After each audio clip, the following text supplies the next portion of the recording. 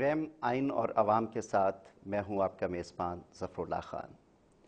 आइन का अवाम के साथ क्या रिश्ता है, आइन के वो कौन से आर्टिकल हैं जो अवाम को हकूक़ अता करते हैं, और अगर वो हकूक़ आइन में दर्ज हों और उनसे इन्हराफ हो रहा हो तो क्या इक़दामात उठाए जा सकते हैं। इस बारे में गुफ्तगू को आगे बढ़ाने के लिए हमारे साथ दो माहिरीन मौजूद हैं। आइए आपका उनसे तारुफ़ करवाते हैं। खुशामदीद कहेंगे रियाज़ फ़तियाना साहब, रुकन हैं कौमी असम्बली के और उसके अलावा standing committee on human rights के चेयरपर्सन हैं। बहुत शुक्रिया, आपने वक्त दिया। और हमारी दूसरी मेहमान हैं डॉक्टर फौजिया सईद साहिबा, और इनका ताल्लुक़ इंसानी हकूक़, शहरी आज़ादियों और वो शायद जो तमाम हकूक़ के साइन में दर्ज हैं उनको मुमकिन बनाने के लिए उनकी जद्दोजहद बहुत नुमायाँ है। तो सबसे पहले तो रियाज़ फ़तियाना साहब आपसे गुफ्तगू का आगाज़ करते हैं कि 18वीं तरमीम ने भी बुनियादी हकूक़ के तसव्वुर को कुछ बढ़ाया है। हमारे नाज़रीन को बताइए ये क्यों आइन में क्यों रखे जाते हैं और इसका फ़ायदा आम शहरी को क्या हो सकता है। देखें, इस वक्त 18वीं तरमीम हुई है, इसमें राइट्स को बहुत अहमियत दी गई है और इसमें स्पेशली 3 मेजर आर्टिकल्स में अमेंडमेंट्स मूव की हैं। जैसे आर्टिकल 25 है, इसमें ए ऐड करके जो तालीम है ये एक बुनियादी हक डिक्लेयर किया गया है और अब ये स्टेट की रिस्पॉन्सिबिलिटी है कि हर बच्चे को तालीम फराहम करे। अगर ना दे तो बच्चा या उसके पेरेंट्स कोर्ट में जा सकते हैं। उसके बाद दूसरा बड़ा जो इम्पोर्टेंट है वो आर्टिकल 10 में ए ऐड किया गया है और वो है राइट फेयर ट्रायल और ड्यू प्रोसेस। तो इसमें ये झटका कोई नहीं किया जा सकता, जैसे बस स्पीडी ट्रायल करें और उसको झटका करें और 3 दिनों में 4 दिन में फैसला करें। हमारे यहाँ रिवायत रही है तो उसको रोकने के लिए ताकि जस्टिस हर जगह पे नज़र आए। सही। और एक आर्टिकल 19 में सेक्शन ए ऐड की गई है जिसके तहत एक्सेस टू इंफॉर्मेशन जो है, राइट ऑफ इंफॉर्मेशन, जितना पब्लिक रिकॉर्ड है, पहले कहते स्टेट सीक्रेट है, ये है सिवाय 2-4 अहम चीज़ों के अब कोई चीज़ अब छुपी हुई नहीं रह सकती और हर शख्स को, हर शहरी को इख्तियार और हक है कि वो किसी भी बात की इंफॉर्मेशन किसी डिपार्टमेंट से लिख कर हासिल कर सके।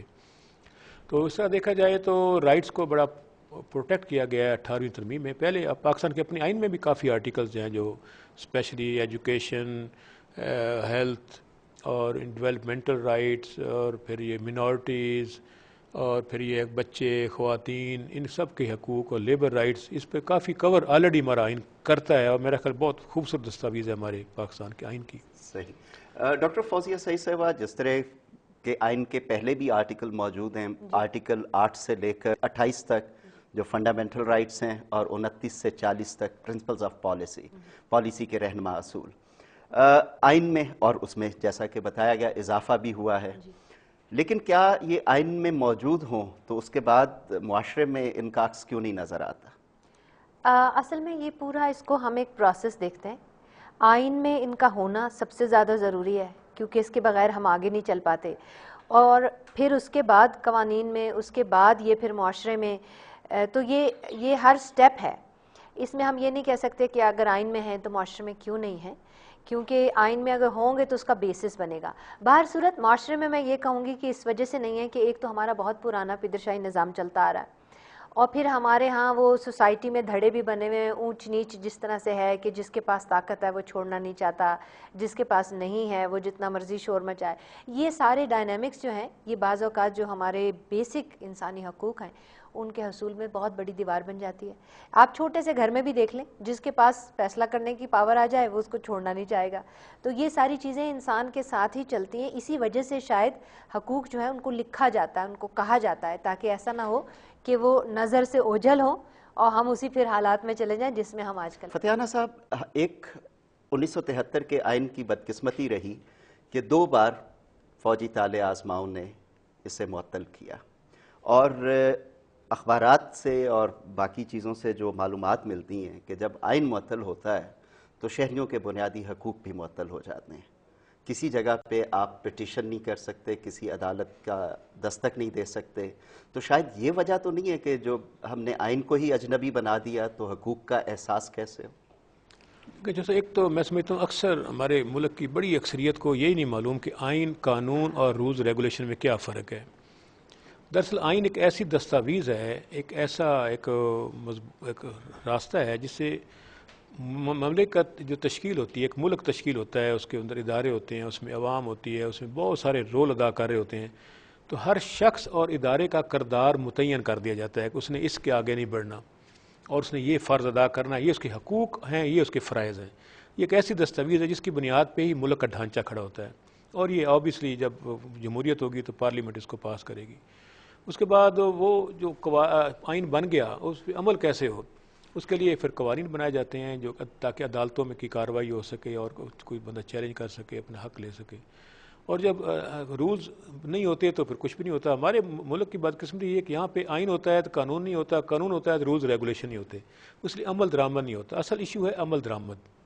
تو اصل ایشو صرف یہ ہے کہ ایک تو اویئرنیس، کہ ہر شخص کو معلوم ہو، کم از کم میجورٹی کو معلوم ہو کہ ان کے بنیادی حقوق کیا ہیں اور ریاست کی ذمہ داریاں کیا ہیں، اور وہ حقوق کہاں سے حاصل کیے جا سکتے ہیں، کون سا دروازہ کھٹکھٹانا پڑے گا اور کیا ہوگا۔ دوسرا، جو لا انفورسمنٹ ایجنسیز ہیں یا وہ ادارے جو آئین اور قانون پر عمل درآمد کروانے کے رسپانسیبل ہیں، جیسے پولیس ہے، عدلیہ ہے، بہت سارے ادارے، ان کے اندر بھی اویئرنیس ہونی چاہیے، انہیں بھی معلوم ہو کہ ہمیں بھی بالکل فری ہینڈ نہیں دے دیا گیا، بلکہ ان کے بھی ہاتھ بندھے ہوئے ہیں، اور وہ بھی ایک اسپرٹ کے ساتھ، ایک خوش اسلوبی کے ساتھ کس طرح عوام کو ان کے حقوق دلوانے میں کردار سر انجام دے سکتے ہیں۔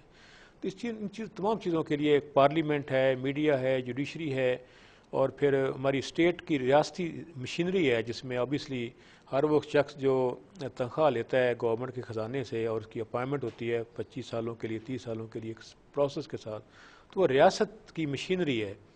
عوام اپنے نمائندوں کو منتخب کرتے ہیں پارلیمنٹ کے ذریعے، وہ پالیسی بناتی ہے مملکت کی اور وہ راستہ متعین کرتی ہے ملک کدھر لے کر جانا ہے۔ اس پالیسی پہ عمل درآمد کرنا بیوروکریسی کا کام ہوتا ہے، جو سرکاری مشینری ہوتی ہے، اور جہاں کوئی تنازع کھڑا ہو جائے پھر تیسرا ادارہ آ جاتا ہے عدالت کا، وہ فیصلہ کرتا ہے کہ اس میں کون کیا چاہتا ہے۔ یہ ساری چیزیں صحیح، ایک گتھیاں ہیں جن کو سلجھانے کی ضرورت ہے۔ صحیح۔ جس طرح بات ہوئی کہ آئین تو ایک فریم ورک دیتا ہے جو پارلیمان نے دے دیا، آپ نے خاص طور پہ خواتین کے حقوق کے حوالے سے وکالت کی، قوانین بنوانے کے لیے بھی اور ان پہ عمل درآمد کروانے کے لیے بھی۔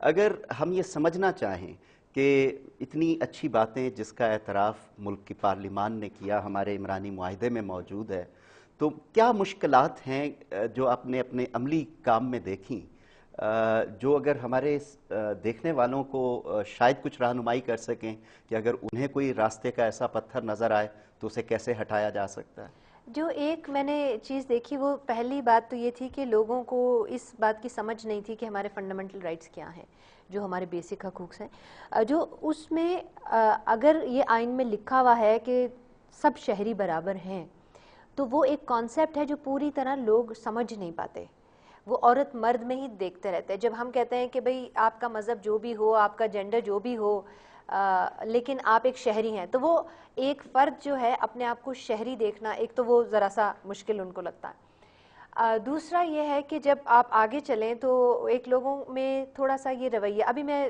دوسری سائڈ کے ایٹیٹیوڈ کی بات نہیں کر رہی، میں صرف عوام کی بات کر رہی ہوں، کہ ان کا ایک یہ رویہ بن گیا ہوا ہے ایک مسٹرسٹ کا، تو وہ ایسے بات کرتے ہیں، ہاں آئین کیا ہے، ہماری روٹی تو نہیں دے گا آئین، اس طرح کی بات کرتے ہیں، حالانکہ روٹی کا جواز بھی آئین سے ملتا بالکل۔ ہے۔ اور آپ تو، میں تو کہتی ہوں کہ انسان کے ہونے کا جواز دیکھیے نا، Exactly. بات یہ ہے کہ جب میرا آئین منسوخ ہو جاتا ہے تو میں شہری نہیں رہتی، میں سٹیزن نہیں رہتی، میری تو آئیڈینٹی کچھ نہیں رہتی، مجھے ایسے لگتا ہے جس طرح میں پتھر کا کوئی ٹکڑا ہوں، تو میری پہچان میری شہریت ہے، اور آئین کے ساتھ میری شہریت ہے، کیونکہ میرا کانٹریکٹ ہی یہ ہے۔